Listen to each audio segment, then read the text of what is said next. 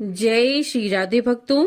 श्रीमद् भगवद गीता के पहले अध्याय का महात्म्य श्रवण हम कर चुके थे। आज हम आपके लिए यहाँ पर लेकर आए हैं श्रीमद् भगवद गीता के दूसरे अध्याय का महात्म्य। तो चलिए शुरू करते हैं। श्री भगवान कहते हैं, लक्ष्मी, प्रथम अध्याय के महात्म्य का उत्तम उपाख्यान मैंने तुम्हें सुना दिया। अब अन्य अध्यायों के महात्म्य का श्रवण करो। दक्षिण दिशा में वेदवेत्ता ब्राह्मणों के पुरंदरपुर नामक नगर में श्रीमान देव शर्मा नामक एक विद्वान ब्राह्मण रहते थे। वे अतिथियों के पूजक, स्वाध्यायशील, वेद शास्त्रों के विशेषज्ञ, यज्ञों का अनुष्ठान करने वाले तपस्वियों के सदा ही प्रिय थे। उन्होंने उत्तम द्रव्यों के द्वारा अग्नि में हवन करके दीर्घकाल तक देवताओं को तृप्त किया, किंतु उन धर्मात्मा ब्राह्मण को कभी सदा रहने वाली शांति नहीं मिली। वे परम कल्याण में तत्व का ज्ञान प्राप्त करने की इच्छा से प्रतिदिन प्रचुर सामग्रियों के द्वारा सत्य संकल्प वाले तपस्वियों की सेवा करने लगे। इस प्रकार शुभ आचरण करते हुए बहुत समय बिता दिया उन्होंने। उसके बाद एक दिन पृथ्वी पर उनके समक्ष एक त्यागी महात्मा प्रकट हुए। वे पूर्ण अनुभवी, अहंकार रहित, नासिका के अग्रभाग पर दृष्टि रखने वाले शांत चित्त थे। लगातार परमात्मा के चिंतन में लीन रहते थे और हमेशा आनंद विभोर रहते थे। देव शर्मा ने उन नित्य संतुष्ट तपस्वी को शुद्ध भाव से प्रणाम किया और उनसे पूछा, हे महात्मन, मुझे शांतिमयी स्थिति कैसे प्राप्त होगी?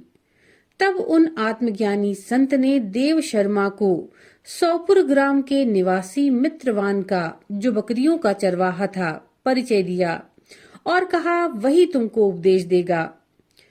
ये सुनकर देव शर्मा ने महात्मा के चरणों की वंदना की और समृद्धिशाली सौपुर ग्राम में पहुंचकर उसके उत्तर भाग में एक विशाल वन देखा।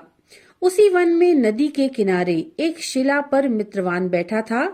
उसके नेत्र आनंद से निश्चल हो रहे थे। वो अपलक दृष्टि से देख रहा था।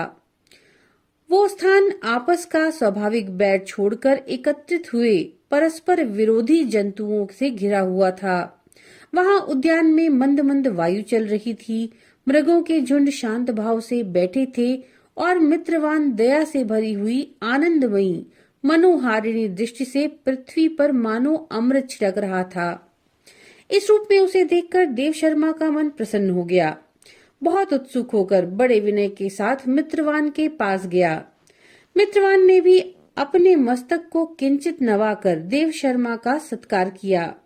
इसके बाद विद्वान देव शर्मा अनन्य चित्त से मित्रवान के समीप गया और जब उसके ध्यान का समय समाप्त हो गया, उस समय उन्होंने अपने मन की बात पूछी। उन्होंने पूछा, मैं आत्मा का ज्ञान प्राप्त करना चाहता हूँ। मेरे इस मनोरथ की पूर्ति के लिए मुझे किसी ऐसे उपाय का उपदेश दीजिए जिसके द्वारा सिद्धि प्राप्त हो चुकी हो। अब देव शर्मा की बात सुनकर मित्रवान ने एक क्षण तक कुछ विचार किया। उसके बाद इस प्रकार कहा, एक समय की बात है, मैं वन के भीतर बकरियों की रक्षा कर रहा था। इतने में ही एक भयंकर व्याघ्र पर मेरी दृष्टि पड़ी, जो मानो सबको ग्रस लेना चाहता था। मैं मृत्यु से डरता था, इसलिए व्याघ्र को आते देखकर बकरियों के झुंड को आगे करके वहां से भाग चला। लेकिन एक बकरी तुरंत ही सारा भय छोड़कर नदी के किनारे उस बाघ के पास बेरोक टोक चली गई।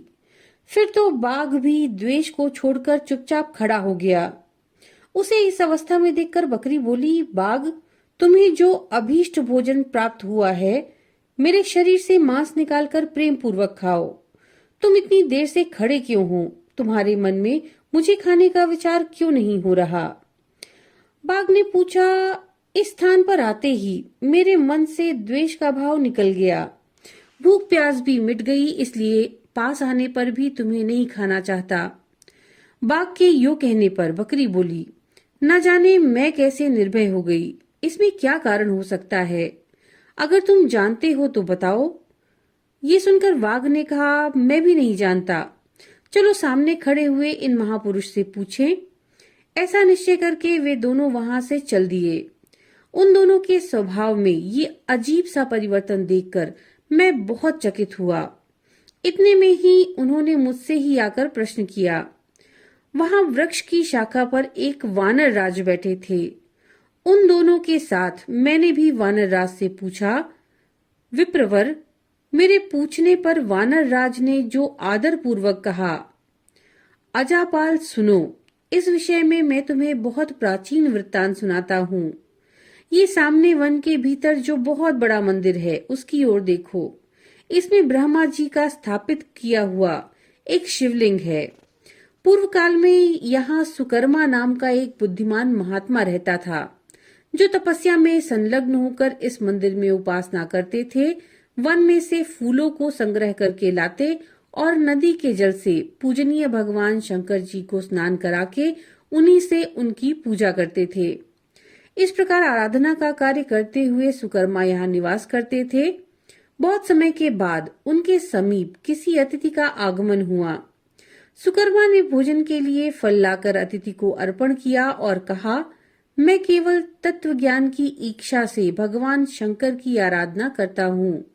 आज इस आराधना का फल परिपक्व होकर मुझे मिल गया, क्योंकि इस समय आप जैसे महापुरुष ने मुझ पर अनुग्रह किया। सुकर्मा के ये मधुर वचन सुनकर तपस्या के धनी महात्मा अतिथि को बड़ी प्रसन्नता हुई। उन्होंने एक शिलाखंड पर गीता का दूसरा अध्याय लिख दिया और ब्राह्मण को उसके पाठ और अभ्यास के लिए आज्ञा देते हुए कहा, हे ब्राह्मण, इससे तुम्हारा आत्मज्ञान संबंधी मनोरथ अपने आप सफल हो जाएगा। यो कहकर वे बुद्धिमान तपस्वी सुकर्मा के सामने ही उनके देखते देखते अंतर्ध्यान हो गए। सुकर्मा विस्मित होकर के उनके आदेश के अनुसार निरंतर गीता के द्वितीय अध्याय का अभ्यास करने लगा। इसके बाद दीर्घ काल के पश्चात अंतःकरण शुद्ध होकर उन्हें आत्मज्ञान की प्राप्ति हुई। फिर वे जहाँ जहाँ गए वहाँ वहाँ तपोवन शांत हो गया।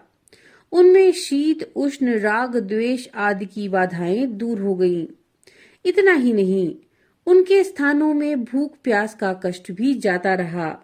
भय का सर्वथा अभाव हो गया। ये सब द्वितीय अध्याय का जप करने वाले सुकर्मा ब्राह्मण की तपस्या का ही प्रभाव है।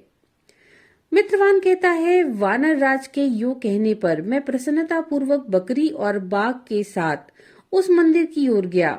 वहां जाकर शिलाखंड पर लिखे हुए गीता के द्वितीय अध्याय को मैंने देखा और पढ़ा। उसकी आवृत्ति करने से मैंने तपस्या पार पा लिया। अतः हे भद्र पुरुष, तुम भी सदा द्वितीय अध्याय की आवृत्ति किया करो। ऐसा करने पर मुक्ति तुमसे दूर नहीं रहेगी। श्री भगवान कहते हैं, हे प्रिय, मित्रवान के इस प्रकार आदेश देने पर देव शर्मा ने उसका पूजन किया और उसे प्रणाम करके पुरंदरपुर की राह ली। वहां किसी देवालय में पूर्वोक्त आत्मज्ञानी महात्मा को पाकर उन्होंने ये सारा वृत्तांत निवेदन किया और सबसे पहले उन्हीं से द्वितीय अध्याय को पढ़ा।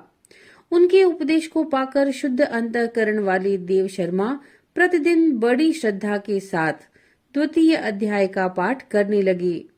तब से उन्होंने अनवरत परम पद को प्राप्त कर लिया। हे लक्ष्मी, ये द्वितीय अध्याय का उपाख्यान कहा गया है।